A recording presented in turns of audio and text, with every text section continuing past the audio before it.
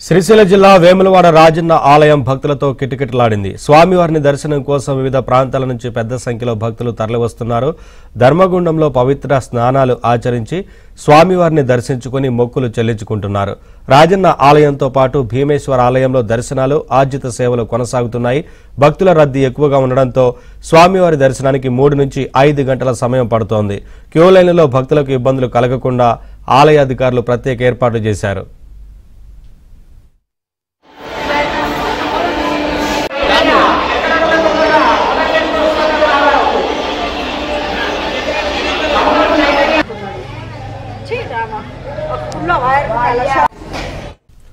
శ్రీశైల జిల్లా వేములవాడ రాజన్న ఆలయం భక్తులతో కిటకిటలాడింది. స్వామివారిని దర్శనం కోసం వివిధ ప్రాంతాల నుంచి పెద్ద సంఖ్యలో భక్తులు తరలివస్తున్నారు.